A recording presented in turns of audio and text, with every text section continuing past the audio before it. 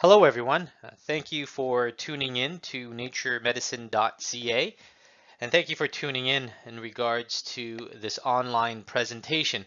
Now, today's presentation is on antioxidants, myth or reality. So if you've been following along in regards to our online presentation, the series has been in regards to Oncotherm. We kicked off the series in regards to cancer treatments from a conventional viewpoint, the mechanisms and the half-lives, and I just really wanted to lay that down as a foundation. And then with that, we built upon one of the treatments that we offer here, exciting treatments in regards to Oncotherm. And now it's such a big subject that we've decided to break it down into parts. So the first part was in regards to Oncotherm and the mechanisms behind Oncotherm, the history behind Oncotherm. Then another part we talked about Oncotherm in combination with your conventional treatments such as chemotherapy. Then we talked about Oncotherm in combination with radiation. So really putting together the overall component of complementary care in the combination with conventional treatments. So the next phase I want to talk about is in regards to Oncotherm and some of the alternative or the complementary treatments that we have to offer, namely in regards to intravenous vitamin C. We'll also touch upon intravenous or utilization of turmeric, but intravenous vitamin C is going to be a staple component. So that's what I would like for us to transition into. However, before getting into the talk in regards to Oncotherm and the combination with vitamin C, I think it's important that we understand the real impact of intravenous vitamin C, the impact that it's had on cancer treatments and complementary cancer treatments. So today we're going to be talking about that.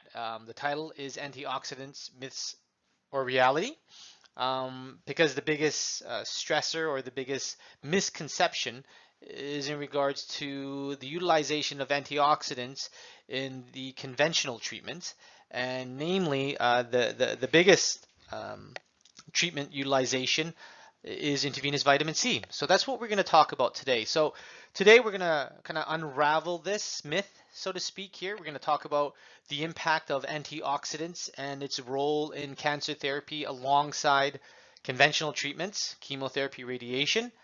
But we're really going to focus today in regards to the biggest and the most utilized antioxidant, and that's vitamin C.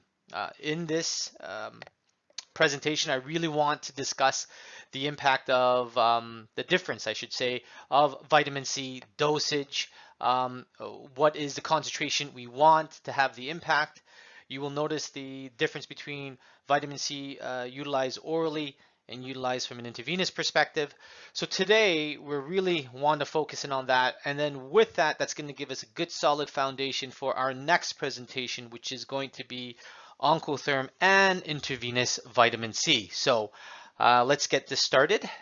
Again, today, antioxidants, myth or reality. So let's get into this. So cancer, free radicals, reactive oxygen species. Now these are terms we're going to utilize throughout this online presentation. So I want everyone to get comfortable with these terms. So what are free radicals? What's the big deal with reactive oxygen species? And these terms can be used interchangeably. Well, they are highly reactive molecules. Most molecules contain pairs of electrons, whereas free radicals or reactive oxygen species have an unpaired electron. Therefore, they are highly unstable. They're in an unstable condition. Now, free radicals will remove electrons from bystander molecules, such as your cellular membrane, proteins, DNA, in order to maintain their own stability.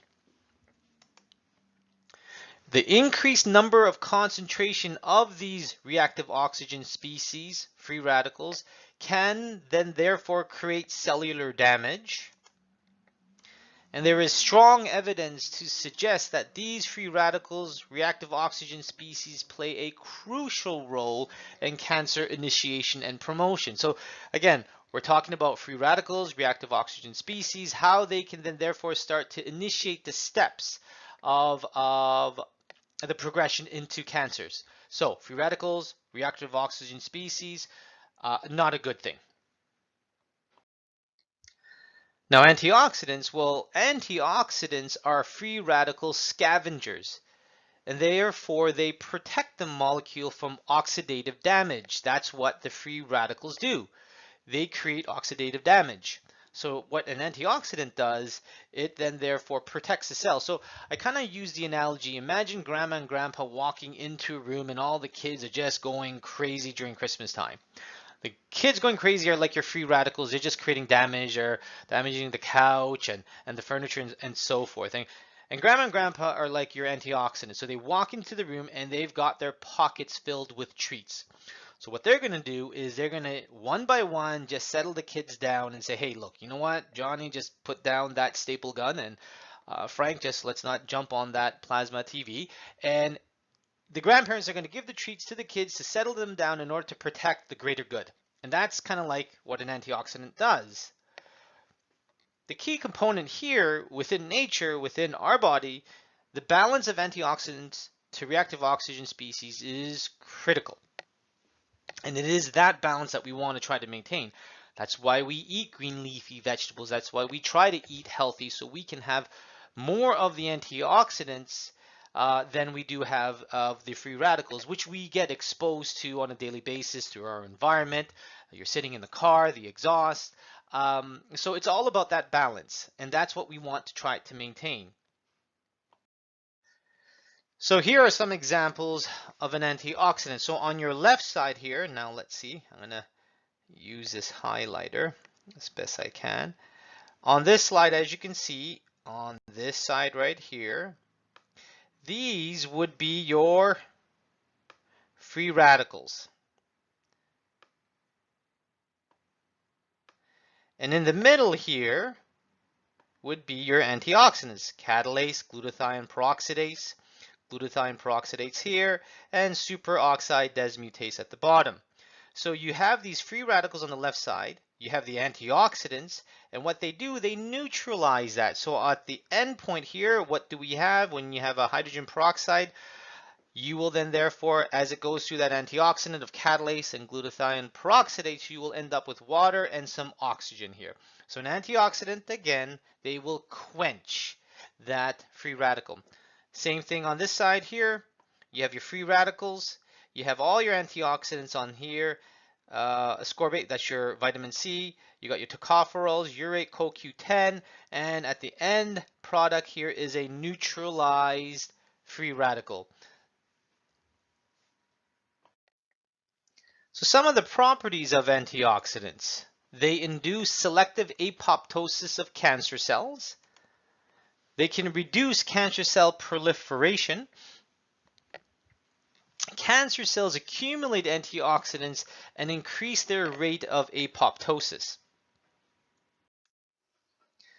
Now, the biggest concern here, aka the myth, the biggest concern is that antioxidants might reduce the oxidizing free radicals created by radiation and some forms of chemotherapy, and thus decrease the effectiveness of the therapy.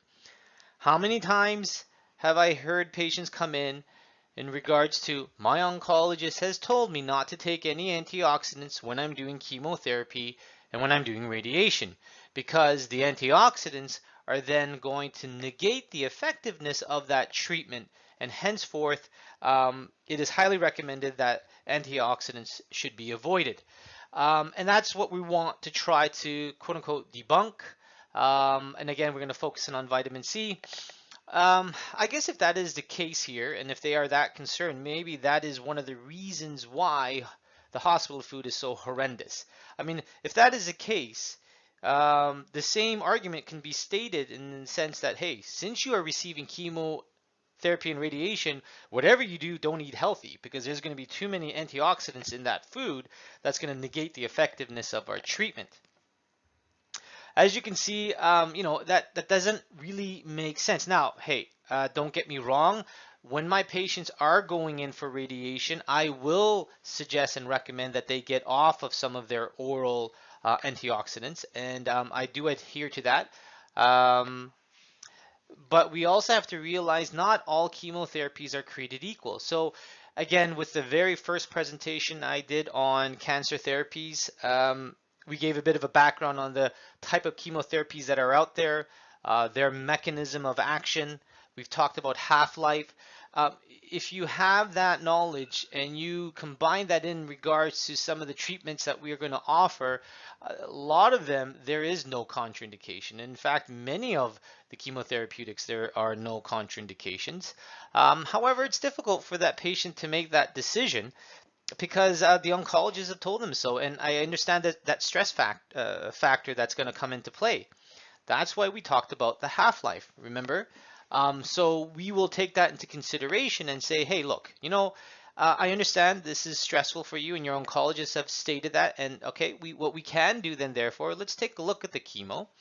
Let's take a look at that half-life. And if that is the case, why don't we then therefore stay outside of the zone of the chemotherapy, and we will then therefore start to introduce these therapies outside of the effects of chemotherapy.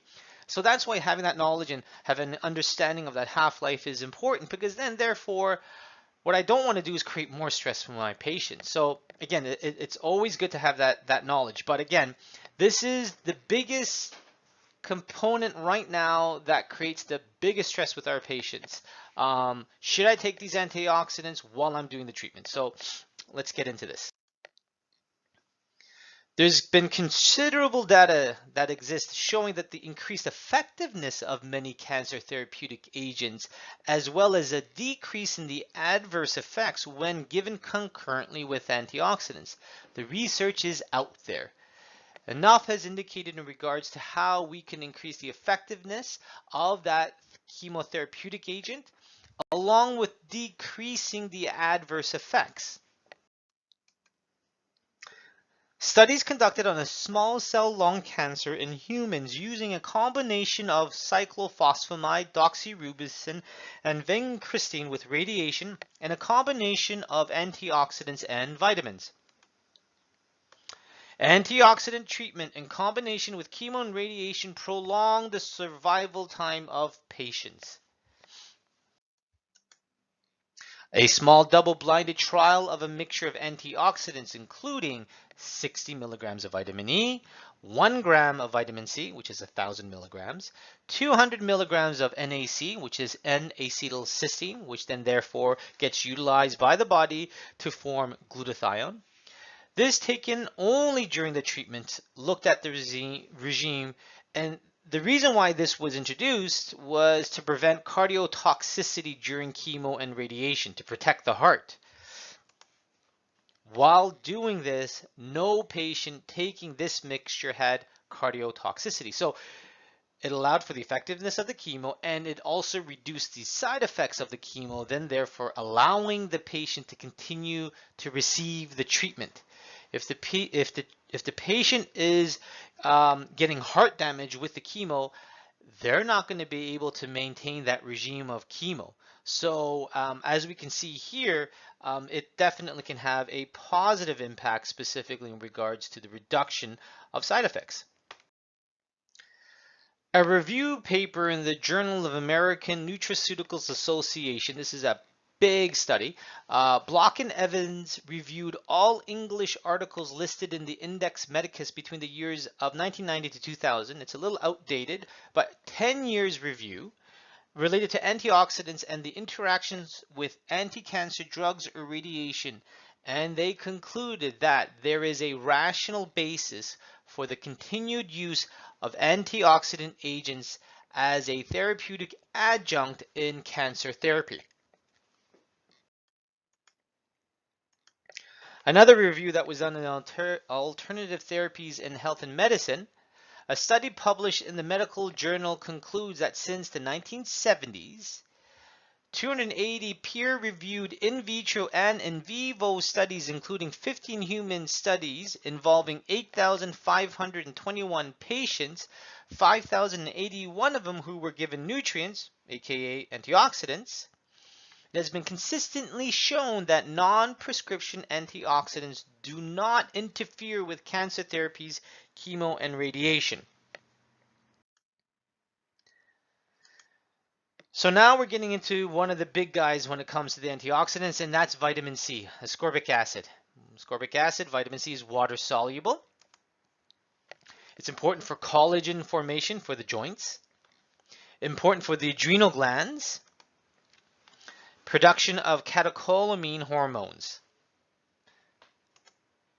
Dr. Linus Pauling, the father of vitamin C, a two-time Nobel Prize winner in 1954 and 1963, really pioneered the impact of vitamin C here. Okay, I'd be remiss not to mention Dr. Linus Pauling.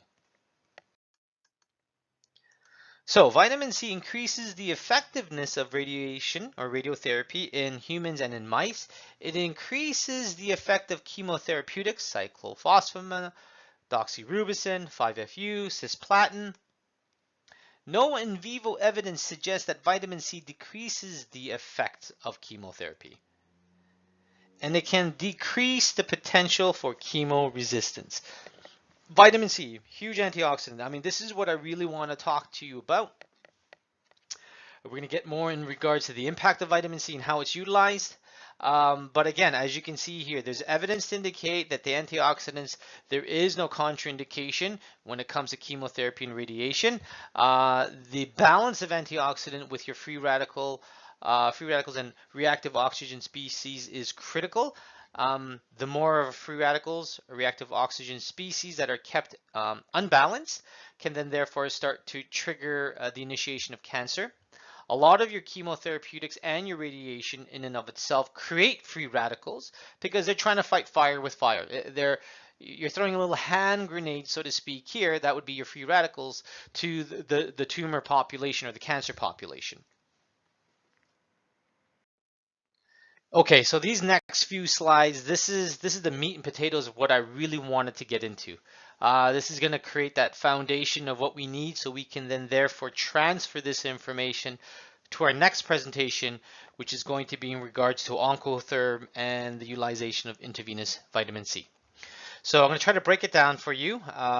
Hopefully you'll be able to see this. I'm going to use the highlighter once again to kind of break this down for you, okay? So the RDA, or the recommended daily allowance for vitamin C for an adult, is approximately 60 milligrams. So that's the minimum amount that one needs to take to stave off signs of deficiency of vitamin C, which would be scurvy. So 60 milligrams, that's relatively low. On average, I'm taking about 1,000 milligrams no, I should say 2,000 milligrams 2 to 3 times a day. Now, the thing about vitamin C though, there is a maximum oral tolerance. Okay, so we're talking about oral availability. So let's remember that. Okay, so the oral maximum tolerance is approximately about 10,000 to 15,000 milligrams a day. So that's about 10 grams to 15 grams. Now, what happens here, if you go above and beyond that, it's not as if you can get any more, because what's going to happen, the vitamin C acts as a laxative. You can't absorb any more. You've hit that threshold, and what's going to happen afterwards, you're just going to have extremely loose bowels. So if you take a look here, at the top of this graph, just down here, right there. Okay, here we go. I've highlighted, that's 2.5 grams 4 times a day, or about 3 grams 6 times a day. And that's represented up here at the top.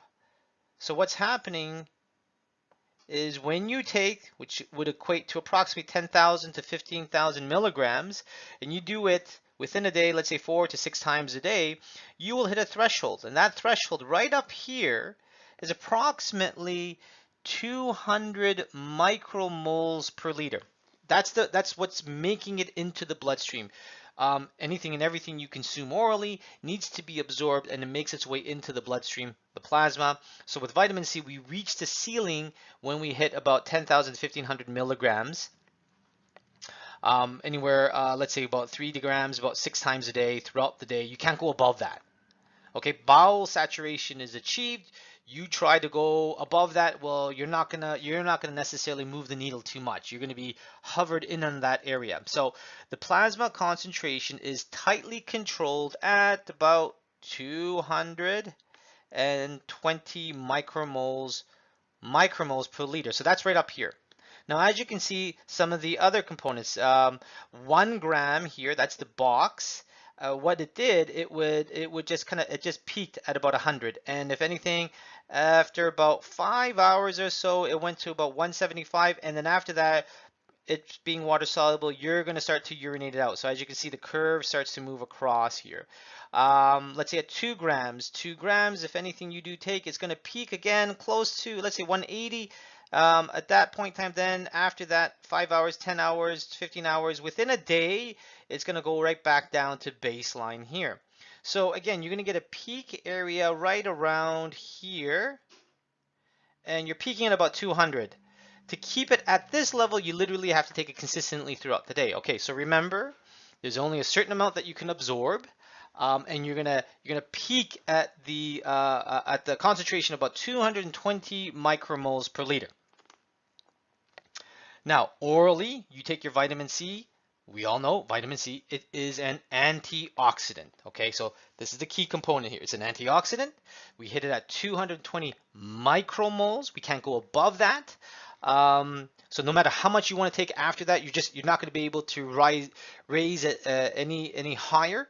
But at those levels and at these levels, the vitamin C is acting as an antioxidant. Okay, so hopefully we covered that.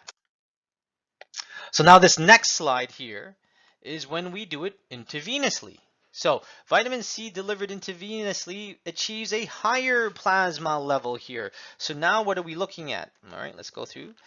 Now at these levels, this is the key thing. It is cytotoxic to cancer cells. It's going to kill the cancer cells. So if you're looking at anywhere from 1 gram intravenously over here, 1.2 gram, 1.25 grams, 50 grams, 100 grams, okay? This is done intravenously. You will see then therefore the peak absorption, it's going to go up anywhere to about 15 to 16, let's say around here. That's millimoles. Okay, what does this mean? You have to realize, let's get to the next point here. 1 millimole is equal to 1,000 micromoles. So this is going to be 1,000 times higher than what you can achieve orally. So the maximum oral dose on your previous slide was 200 micromoles. Well, when you do it intravenously, you can then therefore now achieve anywhere from 11 to 22 millimoles, which is 1,000 times higher. So that means the amount of vitamin C that can make it into the plasma is way higher when you do this intravenously. Because you don't have to worry about the absorption. You don't have to worry about it being absorbed through the GI system because you are delivering it directly to the bloodstream. So we've been able to then therefore hopefully show that orally vitamin C, the amount that we take, we will achieve a certain level, about 200 micromoles. Intravenously, if we get about 50 grams, we can achieve about anywhere from 11 to 22 millimoles, which is way higher. Now, this is the key difference. When you do it intravenously, that vitamin C is now cytotoxic to the cancer cells. What does that mean? It means that it's acting like a chemotherapeutic agent to the cancer cells. So, at plasma concentrations levels only achievable intravenously, vitamin C is cytotoxic to cancer cells. Now, this is the key point. At these concentrations, it is no longer an antioxidant, but exerts its effects via pro-oxidation. It exerts its effects as a radical oxygen species. So I know it gets a little confusing. Hey, whoa, hold on here. Mike, you said at one point the vitamin C is an antioxidant, and you're saying antioxidants are all good. The antioxidants then therefore quench these free radicals and reactive oxygen species. You're telling us right now that, reactive oxygen species and these free radicals are bad. And now here you're saying that the vitamin C is acting like those free radicals, reactive oxygen species. It's a little confusing because what you're looking at is then the concentration of the vitamin C. See, the concentration of the vitamin C is key. And the levels that you can achieve intravenously, those are the only levels you can utilize for it to actually have an impact on the cancer cells. Because remember the chemotherapy and the radiation? Well, how do they exert its effects? They are attacking the cancer cells by creating free radicals, by creating reactive oxygen species, right? So it's kind of like little hand grenades that are being tossed to that population of cancer cells in order to quote unquote kill the cancer population. That's how chemo and that's how the radiation is going to work.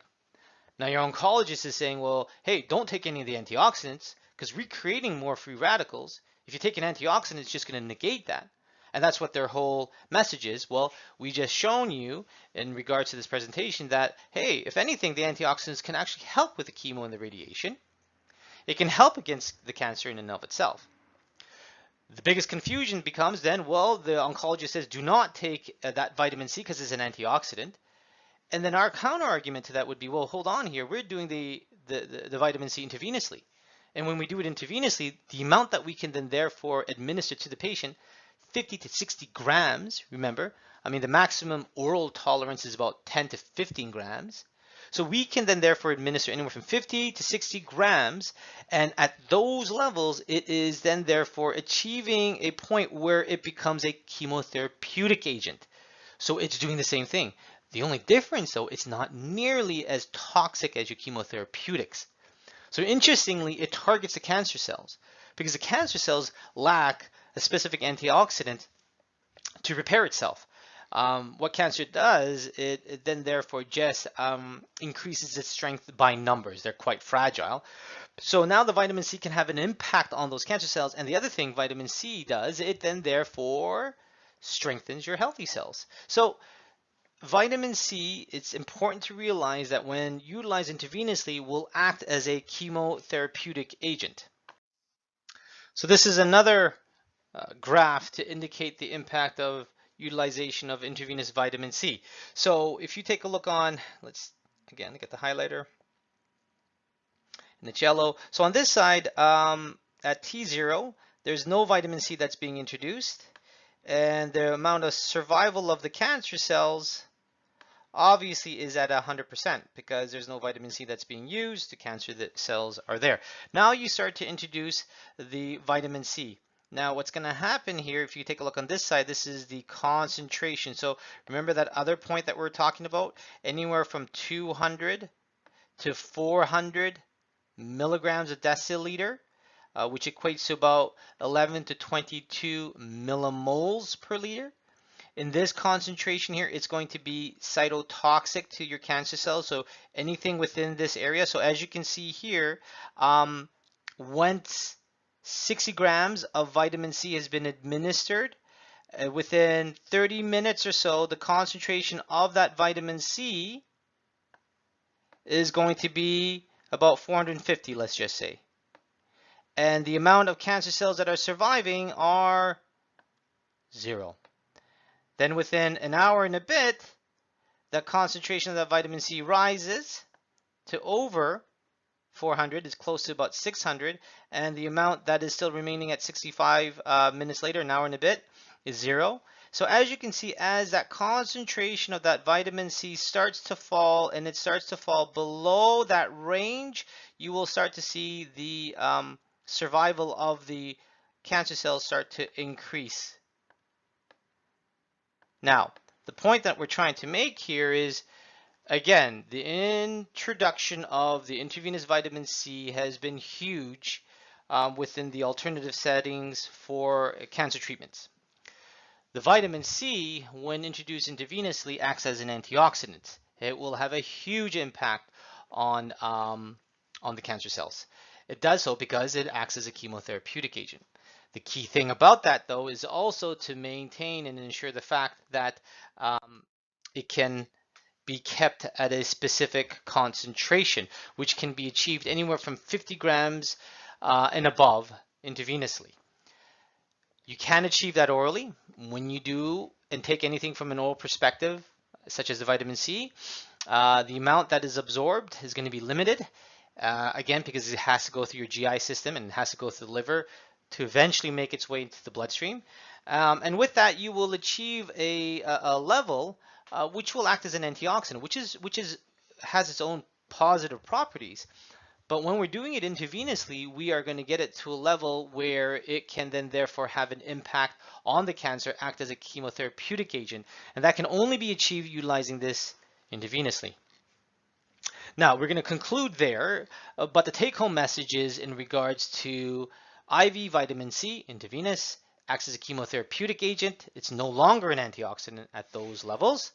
And the other component is in regards to the concentration of the vitamin C that we want to keep it at, because there's a specific concentration which will have its anti-cancer impacts or act as a chemotherapeutic agent. Now, with this information that we want to build upon, the next seminar is going to be in regards to Oncotherm and intravenous vitamin C. And there's papers out there, and I want to show you in regards to the impact that it has and also achieving those concentrations. So those are the key points. So I know I kind of got a bit off track going along this whole Oncotherm presentation, but I felt it was necessary. We really had to touch on this, and I really wanted to focus in on the intravenous vitamin C. So look forward to seeing you for the next presentation on Oncotherm and intravenous vitamin C and all of our online presentations here at naturemedicine.ca. Thank you everyone for joining in.